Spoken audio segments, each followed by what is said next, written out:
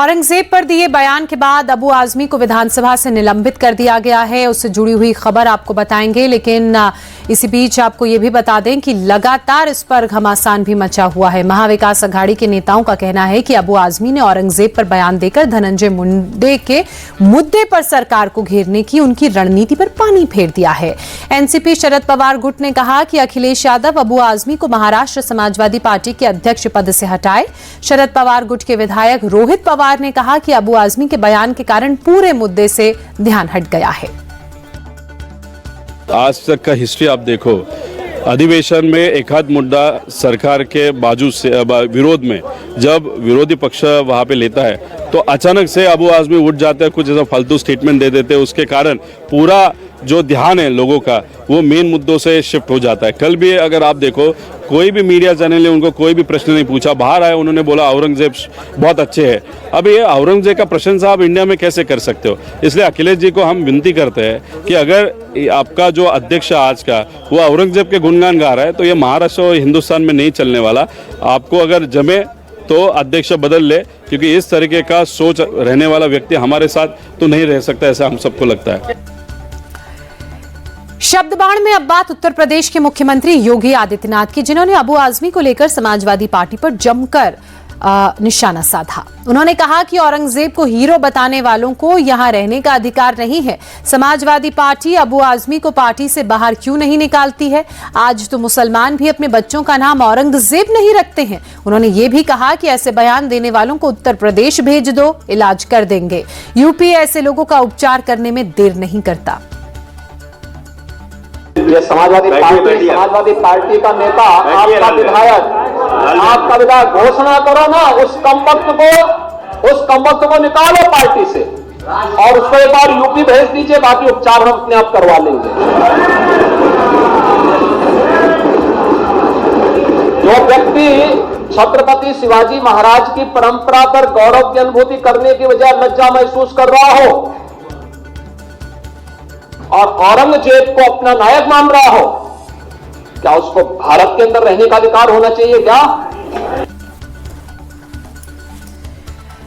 अबू आजमी के मुद्दे पर सभी दल आक्रामक हैं। डिप्टी सीएम एकनाथ शिंदे ने उन्हें गद्दार करार दिया तो कार्रवाई की मांग आदित्य ठाकरे ने भी की। अबू आजमी को बीजेपी की कठपुतली और बी टीम करार दे दिया। आदित्य ठाकरे ने आरोप लगाया कि धनंजय मुंडे के मुद्दे से हटाने के लिए, ध्यान भटकाने के लिए ये मुद्दा उठाया गया।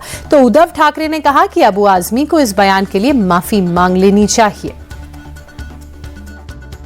हम तो यही मानते हैं और यही चाहते हैं कि जो भी हमारे हम जिसको देवता मानते हैं, छत्रपति शिवाजी महाराज, छत्रपति संभाजी महाराज, उनके बारे में कोई भी कुछ भी गलत कहें तो उनको शासन होना चाहिए, उनको माफ नहीं कर। उद्धव ठाकरे ने तो यहां तक कह दिया कि माफी मांगने लायक उनका बयान नहीं है। वहीं दिल्ली की बात करें, दिल्ली के पूर्व सीएम अरविंद केजरीवाल की विपश्यना साधना पर बीजेपी ने सवाल खड़े कर दिए। दिल्ली सरकार के मंत्री मनजिंदर सिंह सिरसा ने कहा कि केजरीवाल 50 गाड़ियों के काफिले से पंजाब के होशियारपुर पहुंचे। उनके काफिले में 2-2 करोड़ रुपए की लैंड क्रूजर कार्स थी। सिरसा ने कहा कि केजरीवाल अपनी शांति के लिए पंजाब के लोगों के पैसे को उड़ा रहे हैं। अरविंद केजरीवाल जी कल विपासना के लिए होशियारपुर गए, लेकिन नज़ारा देखने वाला था। 50 से ज़्यादा बड़ा गाड़ियों का काफिला था, 2-2 करोड़ रुपए की लैंड क्रूजरें थी बीच में, 100 से ज़्यादा पुलिस कमांडो साथ चल रहे थे, एम्बुलेंस चल रही थी, फायर ब्रिगेड की गाड़ियां चल रही थी और ये शांति लेने गए थे। ये कैसी शांति है जिसके लिए पंजाब के लोगों के खजाने से लाखों रुपया उड़ाया जा रहा है?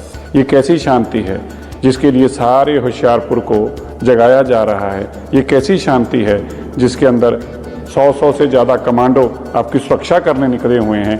अरविंद केजरीवाल जी वो मसीहा बनकर निकले थे जो वैगनार में घूमते थे और जैसे ही सत्ता मिली अपना असली रंग दिखाया। अब विपासना के लिए भी उनको 100 कमांडो चाहिए, 50 गाड़ियों का काफिला चाहिए, इससे कम में उनकी विपासना भी नहीं होती। कांग्रेस नेता संदीप दीक्षित ने विपश्यना को लेकर केजरीवाल पर तगड़ा अटैक किया। संदीप दीक्षित ने कहा कि केजरीवाल को सत्ता की सुविधाओं का भोग करने की ऐसी आदत पड़ गई है कि वो इसके बिना रह नहीं सकते। संदीप दीक्षित ने यह भी कहा कि केजरीवाल की सादगी केवल दिखावा और ढोंग थी। आप विपासना करो, क्या करो, आपका व्यक्तिगत निर्णय है, लेकिन ये जो तामझाम में जीने की इनको आदत हो गई ना, हम लोग तो बार बार कहते थे कि ये सत्ता का लोभी है, आज नहीं, मैं तो 10 साल से कह रहा हूँ। जब ये सादगी की चीज़ें बांट बांट के उस पर वोट बटोरते थे तब भी हम कहते थे कि सादगी इनका एक दिखावा था, एक ढकोसला था, और वो सामने निकल कर आया है। सत्ता और सत्ता से मिलती हुई जो अय्याशी है और जो ऐश है उसमें इतनी इनको आदत पड़ गई है कि अपनी विपासना में भी वो 100 गाड़ियों का काफिला लेके चल रहे हैं। विधानसभा चुनाव में अरविंद केजरीवाल को पटखनी देने वाले दिल्ली के मंत्री प्रवेश वर्मा ने एक बार फिर केजरीवाल पर हमला बोला। प्रवेश वर्मा ने कहा कि मैंने पहले ही कहा था कि हारने के बाद वे दिल्ली से पंजाब भागेंगे। अरविंद केजरीवाल या तो पंजाब के सीएम बनेंगे या पंजाब से राज्यसभा जाएंगे। आज जो अरविंद केजरीवाल जी, जैसे मैं इलेक्शन में भी कहता था, दिल्ली से हारने के बाद में वो पंजाब भागेंगे। अब क्योंकि वहाँ पे उनकी सरकार बची है, वो सरकार उनकी बची रहे, और अब वो राज्यसभा से आते हैं या वहाँ के मुख्यमंत्री बनते हैं, ये आगे हमें जो है देखना होगा। दिल्ली की सीएम रेखा गुप्ता विकास कार्यों को लेकर एक्शन में नजर आ रही हैं। लोगों की समस्याएं जानने और उन्हें दूर करने के लिए मुख्यमंत्री रेखा गुप्ता लगातार विभिन्न इलाकों का दौरा भी कर रही हैं। शालीमार बाग के दौरे के दौरान सीएम ने कहा कि अधिकतर जगह पानी की समस्या से लोग जूझ रहे हैं। उन्होंने लोगों को शीघ्र ही इसके समाधान का भरोसा दिया। दिल्ली की जनता समेत मेरी कॉन्स्टिट्यूएंसी के ये इंतजार कर रहे थे कि कब ये मौका आए कि ये काम हो। आज जितने भी एरिया को मैंने विज़िट किया, सबसे बड़ी प्रॉब्लम वहाँ पानी की है। तो आज जल बोर्ड के अधिकारी, पीडब्ल्यूडी के अधिकारी, फॉरेस्ट के अधिकारी, दिल्ली में छोटी छोटी छटाई के लिए दिल्ली की जनता को परेशान होना पड़ता है। बुज़ुर्ग दुखी होते हैं, बड़े दुखी होते हैं। तो इन समस्याओं को समाधान देने के लिए, और विशेष रूप से दिल्ली में जो डॉग्स का प्रॉब्लम है, वो पूरी दिल्ली के लिए एक बहुत बड़ा मीनार है। इस पे हमें बहुत ज़्यादा काम करने की ज़रूरत है, एक्सपर्ट की राय लेने की ज़रूरत है, कानूनविदों से भी हमें बात करनी पड़ेगी। परंतु पशु अधिकार पे भी दिक्कत ना हो, परंतु दिल्ली की जनता जो त्रस्त है उनके लिए भी हम मदद कर पाएँ, मेरा ऐसा सोचना है।